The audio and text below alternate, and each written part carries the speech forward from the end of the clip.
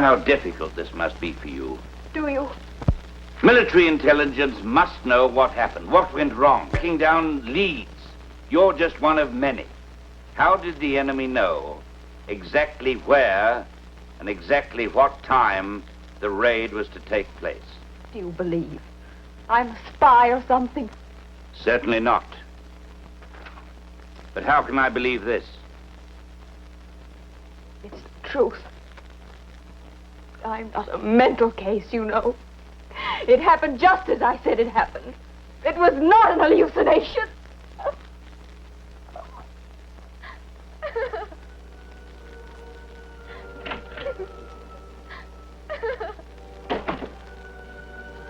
Hallucination.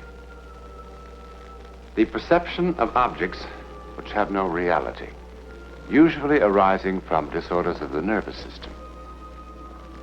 Well, perhaps. But 3 of England's finest neurologists examined Emily McDougall all that summer of 1943 and found her nervous system quite normal. But what could it possibly have been but an hallucination?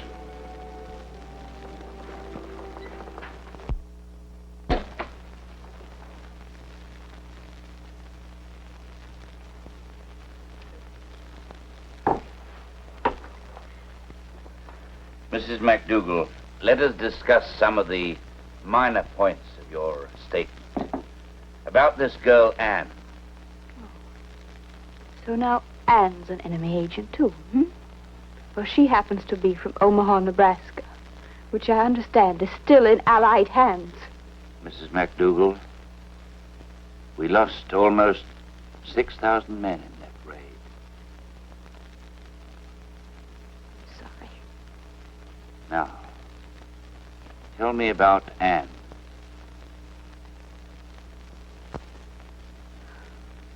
I'd corresponded with Anne for years. One of those pen pal things that start in school and just go on and on. Finally, she was able to afford a European holiday. And in May of 1939, I rented a little house in France, near Loise. Beautiful little house.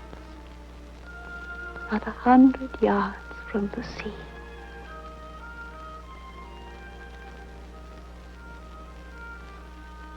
First, I thought it was the sea.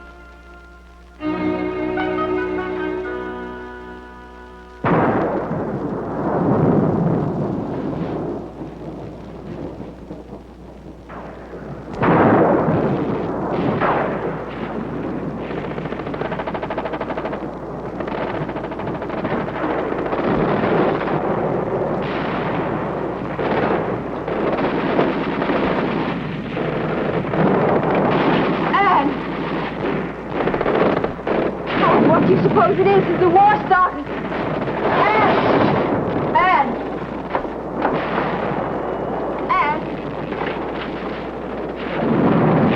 Where are you?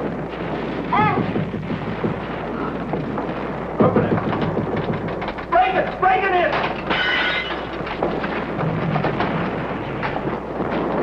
Easy with him. What do you think he is, a sack of potatoes? Now get cracking, find a medical officer. Get him over here straight away.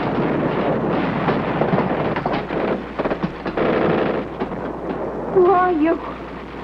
What are you doing here? How are you feeling, Captain? No, not so good. Who are you? Doctor will be here any time now. Shot for the pain, then back to the ship and a proper hospital. You'll be in top shape in no time at all, sir.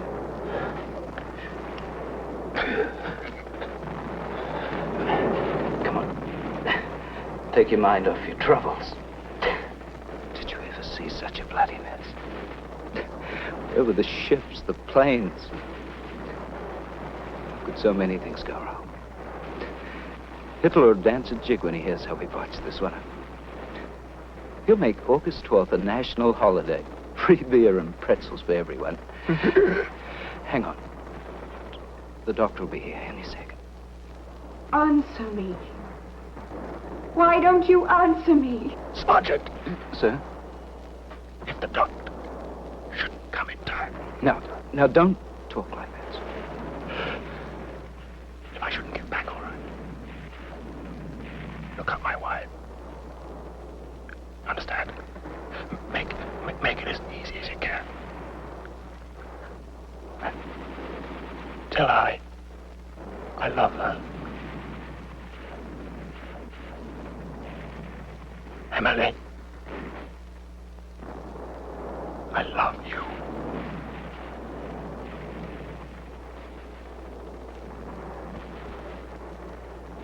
Emily,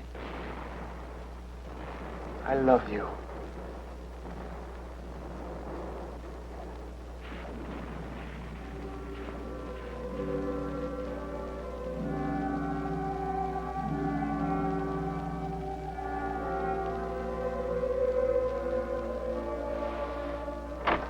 Emily! Emily! Stop it! Stop it! What's the matter, darling? Everything's all right? Oh, come on now, calm down. Did you have a bad dream? Well, it's only thunder, dear. There goes our picnic. It's an awful dream. There was a battle. And they brought this man in. And he was so badly hurt. And as he was dying, he called my name. Emily, I love you. Darling, I thought a librarian was just supposed to dust the books, not read them. The hero dying in battle with the name of his beloved on his lips, just like a romantic novel. It's not funny. But it was only a dream. It didn't seem like a dream. Dreams never do. Now look, we only have a few days left in France and we're going to have fun. You'll be back in that musty library soon enough. It didn't seem like a dream. Now you go back to sleep, darling.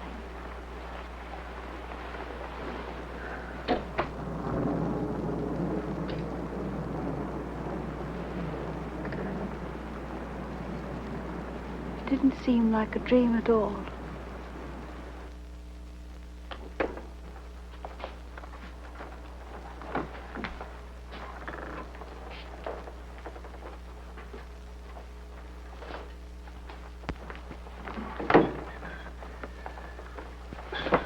Sorry. 8 books are the maximum. But I need every one of them. And 10 more beside, to tell the truth. I'm sorry. But don't keep saying you're sorry. I need the books. I'm sorry. What is it?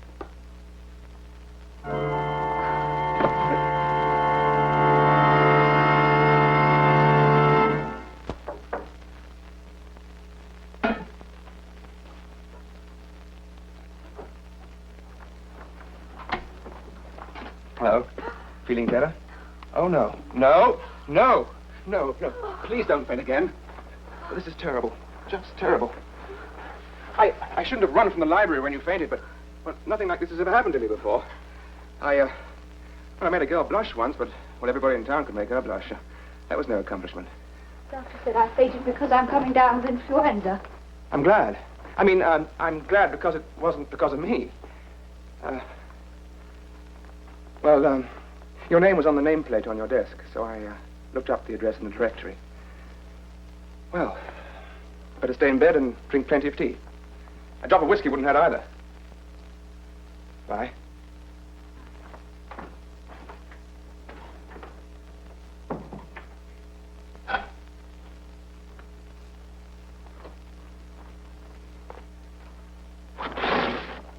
Sir, I'm terribly confused. Oh? About what? Have I seen you before? Well, I came down from Dorking. It's a little town 6 miles from Glasgow. And, I went to Liverpool when I was 6 years old for my eldest sister's wedding. I'm sure we didn't meet there. But it really was you. And you said my name. I did. I don't have influenza. And I don't faint when a man looks at me. Good. And I'm not a neurotic or a hysteric or anything like that. Jolly good. I did dream about you. It was a terrible dream. Oh, I apologize. You're making fun of me. No, I'm not. Really, I'm very sympathetic. You're laughing at me. No, really. Go away. I'm not laughing at you, miss. Really, I'm not.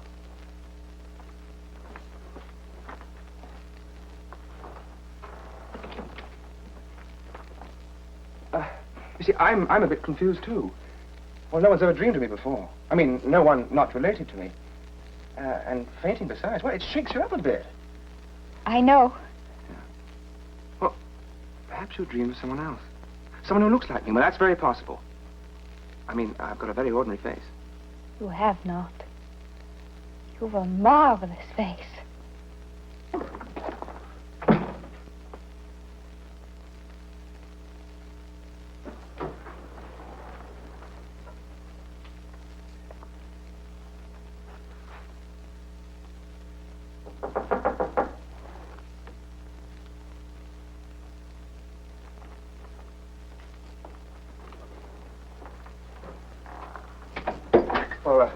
Well, thank you. But I really haven't, you know. My ears are monstrous, and my eyes don't match. The left one's just a wee bit cockeyed. And, oh yes, I have extremely weak chin. It's a family characteristic. Won't you have some tea? Oh, yes. I'd love to. You know, we talk like characters in one of those silly comedies where the audience laughs and eats chocolates and everyone knows it's going to turn out all right. But it doesn't turn out all right. No. Oh, no. A creature had a dream. Ate a bit of cheese before dozing off and had a dream. So it can't be. Huh, what nonsense. How do we know it's nonsense? How do we know it isn't? Some of it is true. In the dream, I married you. And now you've asked me. Don't you see? And if in real life we don't marry, is that how we somehow defeat fate? You're making fun of me. All right. I was badly wounded. You were dying. How do you know? Did you see me die? No, not exactly. Do you know I haven't had one single childhood disease? Not even the measles? What makes you so sure I'm going to die that easily? How do you know I won't die in my own bed at the age of 97, surrounded by 6 generations of loved ones? Oh, Harry! No! We're not going to meet tomorrow night or the night after or ever. I'm all through batting my head against the stone wall of your superstitious mumbo-jumbo. For the future, I wish you nothing but pleasant dreams.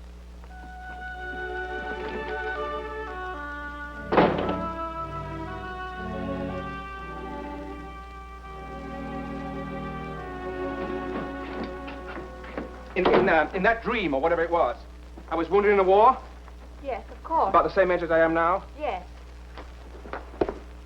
What war? Thank you, my good man.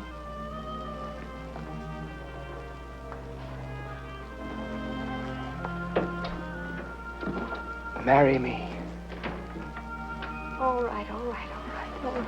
Goodbye.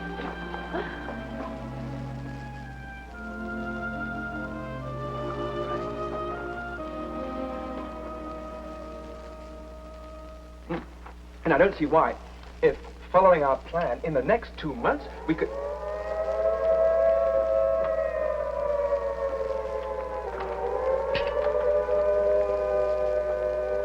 It's nothing to worry about. Just an alert. First day of war is always the worst.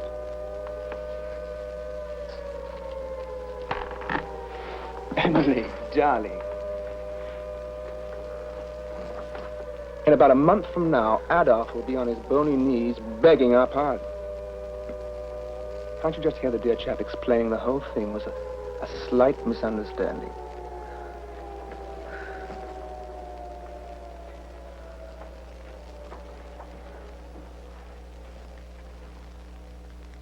Look, if you're at all worried, we'll go down to the basement.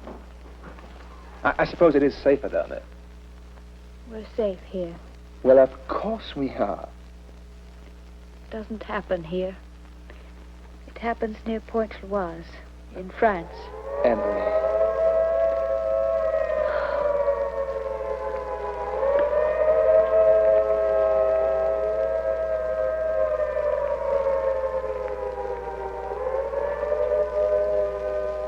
Emily.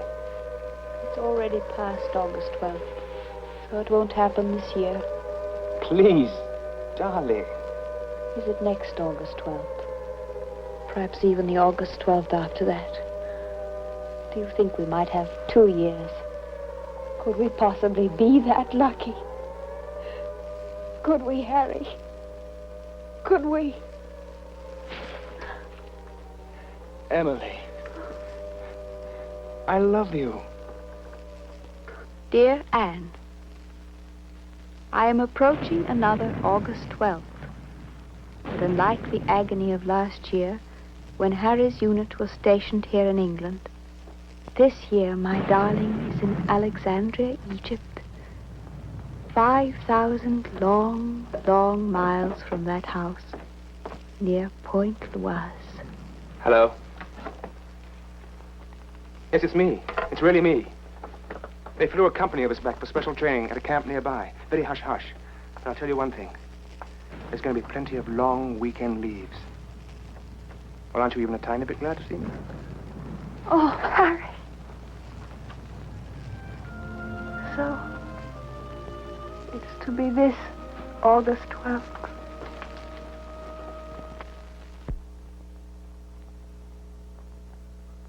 Harry? Harry? Yes, I'm right here. I woke up. You weren't there. I thought you'd gone without saying goodbye. Now, would I do a thing like that? I really wouldn't blame you. I've made our weekends here so miserable.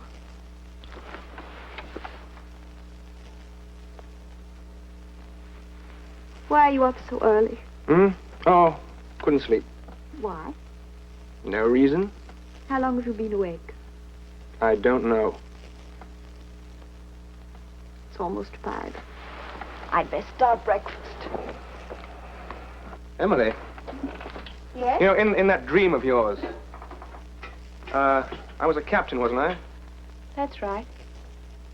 Thank heaven you're just a lieutenant. If some things are wrong, maybe everything's wrong. Yes.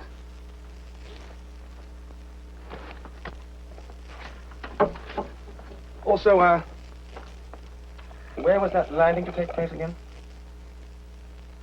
Oh, now, don't look so serious. What is it, Harry? Nothing. Well, after all, it's such a spectacular dream, I like to check up on it from time to time. Just to keep the facts straight. You know the dream as well as I. You know it's Pointe-Loise. We're going to land in Norway. What? Somewhere near Bergen. Darling. Sometime in November. Ah. Is that true? Well, of course. Why didn't you tell me before? I can get court-martialed for even telling you now. Harry,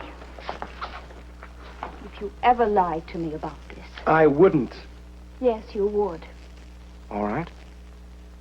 On some distant August 12th, when GHQ says, off to Pointe-Loise, boys, I shall instantly phone you and say, guess what?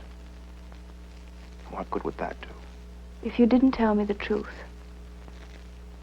I'd never forgive you.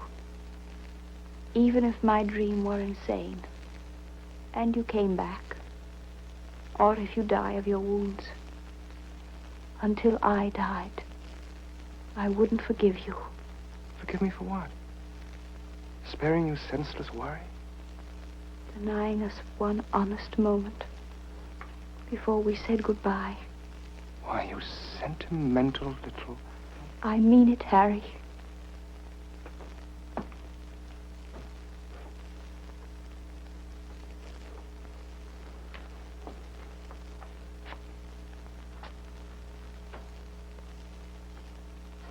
Pointe-Loise. What? Oh, nothing. Nothing.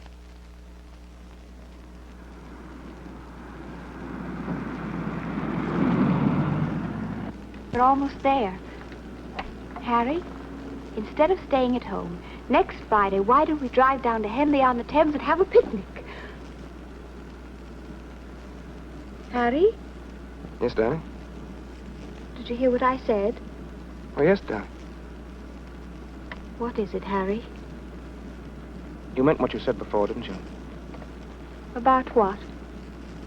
That if I lied to you, you'd never forgive me. Well, it's going to be in the newspapers anyhow afterwards, so... And you're such an unpredictable little character, you might actually hate me for the rest of your life. It is France. And we are landing August 12th. But I'll come back to you, Emily. I will. No, no!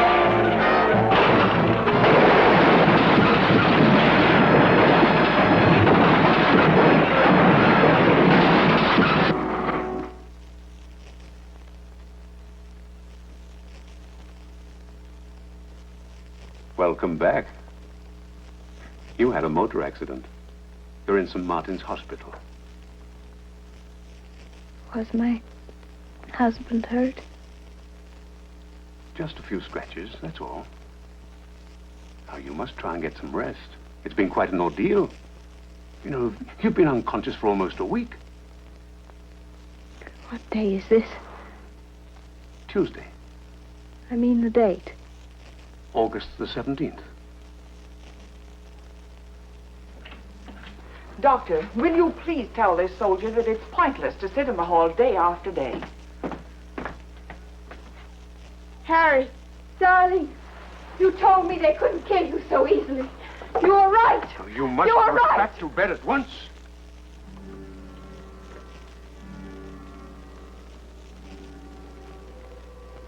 Harry's dead, isn't he? Oh, please, you must go back to bed at once. A shock like this might kill you. It's all right, Doctor. I've been expecting this man for years.